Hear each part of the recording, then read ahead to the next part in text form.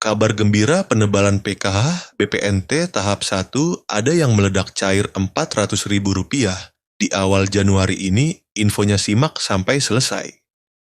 Halo Sobat Info Bansos terkini, apa kabar semuanya? Semoga selalu sehat dan dimudahkan segala urusannya. Kembali lagi di channel ini, tempatnya kita berbagi informasi terbaru dan terpercaya seputar bantuan sosial dari pemerintah. Nah, di video kali ini saya akan menyampaikan kabar gembira. Karena tepat hari ini, Januari 2026, ada banyak sekali bantuan sosial yang cair untuk masyarakat penerima manfaat. Jadi, silakan disimak baik-baik, jangan sampai ketinggalan informasinya. Pertama, program Keluarga Harapan PKH. PKH kembali dicairkan untuk berbagai kategori. Mulai dari ibu hamil, balita usia 0 sampai 6 tahun, lansia di atas 60 tahun, penyandang disabilitas berat, hingga anak-anak sekolah dari tingkat SD, SMP, sampai SMA. Nominal bantuannya tentu berbeda-beda sesuai dengan komponen masing-masing keluarga. Pastikan dicek melalui buku tabungan atau ATM di Bank Himbara, yaitu BRI, BNI, Mandiri, maupun BTN.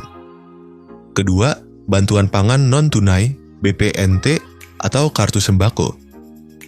Untuk penerima BPNT, saldo sudah mulai masuk dan bisa dibelanjakan melalui e-warung atau agen yang sudah ditunjuk. Bantuan ini biasanya berupa saldo senilai Rp200.000 setiap bulan untuk memenuhi kebutuhan pangan pokok seperti beras, telur, dan bahan pokok lainnya. Ketiga, bantuan langsung, tunai dana desa. Beberapa desa sudah menyalurkan BLT-DD tahap bulan Januari. Jadi bagi keluarga penerima manfaat di tingkat desa, segera konfirmasi ke kantor desa atau cek informasi dari perangkat desa setempat. BLT ini diberikan untuk membantu meringankan kebutuhan hidup sehari-hari, terutama bagi keluarga yang masuk kategori miskin dan rentan. Keempat, bansos pangan beras 10 kg. Selain bantuan tunai, ada juga bansos beras 10 kg dan minyak 2 liter yang disalurkan melalui Bulog. Beberapa wilayah sudah menerima distribusi langsung, baik diambil melalui kantor desa, kantor kelurahan, atau diantar ke rumah masing-masing penerima. Nah, sobat semua, itu tadi beberapa bantuan sosial yang cair di bulan Januari 2026 ini. Jangan lupa untuk selalu mengecek status bantuan melalui aplikasi Cek Bansos Kemensos atau langsung menanyakan ke pihak desa dan kelurahan agar tidak ketinggalan informasi. 7 bansos yang berlanjut di 2026, pemerintah memastikan bahwa bantuan yang bersifat fundamental dan struktural akan tetap berjalan. Ini adalah jaring pengaman utama bagi masyarakat rentan. Program bantuan yang akan cair di 2026 diantaranya itu yang pertama, program Keluarga Harapan PKH. Sebagai primadona bansos, PKH tetap kokoh berdiri. Bantuan ini menyasar komponen vital keluarga, ibu hamil, balita, anak sekolah SD sampai SMA, lansia, dan penyandang disabilitas berat. Mekanisme penyalurannya diprediksi tidak berubah, yakni cair bertahap 4 kali setahun. Yang kedua yaitu BPNT atau sembako, atau yang bisa disebut bantuan pangan non-tunai. Kebutuhan pangan tetap menjadi prioritas nomor 1. Meski ada wacana transformasi ke direct cash, transfer uang digital, untuk efisiensi program ini dipastikan aman, yaitu dalam artian program BPNT masih terus berlanjut di 2026. Yang ketiga yaitu bantuan PIP, program Indonesia Pintar. Komitmen mencerdaskan bangsa tidak surut. Anak-anak dari keluarga prasejahtera tetap dijamin akses pendidikannya melalui bantuan tunai PIP. Jadi PIP di 2026 akan tetap berlanjut. Yang keempat yaitu PBI-JKN atau Kartu Indonesia Sehat gratis dari pemerintah. Kesehatan adalah hak dasar. Subsidi iuran BPJS Kesehatan bagi 40% penduduk termiskin tetap ditanggung penuh oleh negara. Bantuan beras 10 kg. Program cadangan pangan pemerintah CPP ini diprediksi kuat akan diperpanjang, berfungsi sebagai bantalan saat harga beras gejolak atau terjadi kerawanan pangan. Jadi bantuan beras di tahun 2026 akan tetap berlanjut. Yang keenam yaitu atensi lansia dan disabilitas berat. Kementerian Sosial terus menyalurkan bantuan rehabilitasi sosial baik berupa alat bantu, kursi roda, alat dengar maupun makanan bagi lansia tunggal dan disabilitas. Untuk yang ketujuh, bantuan pena pahlawan ekonomi Nusantara. Ini adalah bintang baru bagi KPM usia produktif di bawah 40 sampai 45 tahun yang sudah lama menerima bansos. Pemerintah menawarkan modal usaha hingga 5 juta rupiah. Syaratnya harus siap graduasi atau mundur dari kepesertaan bansos reguler. Setelah usahanya mandiri ya. Jadi nanti akan ada pengembangan apa skill-skill yang bisa dipelajari dan dipraktekkan.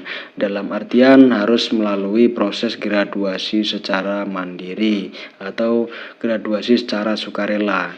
Tidak semua kabar itu manis ya. Ini dia yaitu kabar di tahun 2026 menjadi akhir perjalanan bagi bansos yang sifatnya ad hoc atau sementara.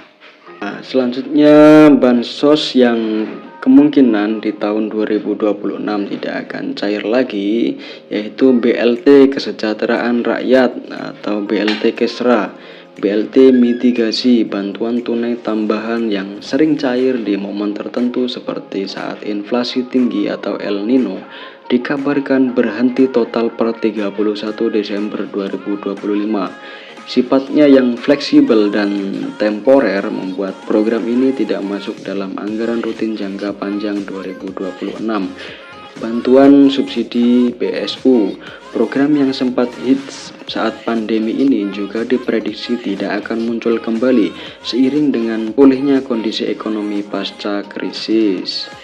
Ya, jadi ada beberapa bantuan yang kemungkinan di tahun 2026 tidak akan cair atau tidak rutin cair per bulan sesuai dengan kondisi yang ada di lapangan seperti inflasi tinggi atau El Nino dan lain sebagainya. Ya, lalu isu yang sangat hangat di tahun 2026 yaitu era baru bansos digital dan seleksi alam KPM. Isu paling strategis di tahun 2026 adalah digitalisasi dan validasi ketat. Pemerintah melalui bocoran dari Menko Luhut Binsar Panjaitan merencanakan peluncuran sistem bansos digital berbasis artificial intelligence atau AI. Tujuannya yaitu memberantas hantu bansos alias penerima fiktif, penerima ganda atau salah sasaran. Jadi concern pemerintah sangat concern di situ ya, seperti penerimanya yang nggak ada atau bansosnya tetap cair, meninggal tetap bansosnya cair, atau penerima ganda atau salah sasaran. Itu pasti menjadi concern agar efisiensi menggunakan artificial intelligence. Apa konsekuensinya bagi KPM jadi KPM yang terdeteksi sudah mampu secara ekonomi, memiliki aset, gaji UMR atau di atas UMR dan lain sebagainya, yang intinya mampu akan langsung dinonaktifkan dari DTKS, data terpadu kesejahteraan sosial. Fokus pemerintah bergeser dari sekedar menyalurkan bantuan menjadi mencetak keluarga yang mandiri secara ekonomi. Saran bagi KPM, jadi simak secara sesama dan teliti. Saran bagi KPM, jangan terlena, pastikan data kependudukan Anda, KK, KTP Anda valid ya dan terbaru.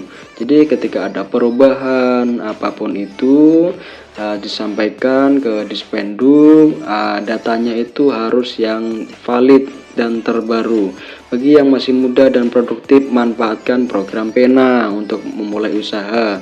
Jadi bantuan itu bukan gaji ya sobat bansos semuanya. Jadi jangan terlalu mengandalkan bantuan sosial dari pemerintah. Gunakanlah bantuan sosial itu untuk produktivitas Anda, membantu ekonomi Anda, membantu usaha Anda agar Anda berkembang dan usaha Anda juga berkembang, dan nantinya ekonomi Anda juga berkembang dan stabil. Karena di masa depan bansos tunai murni akan semakin diperketat seleksinya. Jadi tidak semua orang serta-merta gampang untuk menerima bansos ini. Ya, mungkin itu saja pembahasan dari saya. Jika pembahasan saya kurang jelas atau sobat semua ada pertanyaan yang seputar bansos, saya selalu terbuka. Ya, mungkin itu saja dari saya. Kurang lebihnya mohon maaf apabila ada kata-kata yang kurang berkenan. Dari saya, wassalamualaikum warahmatullahi wabarakatuh. Salam sejahtera, salam tepat sasaran.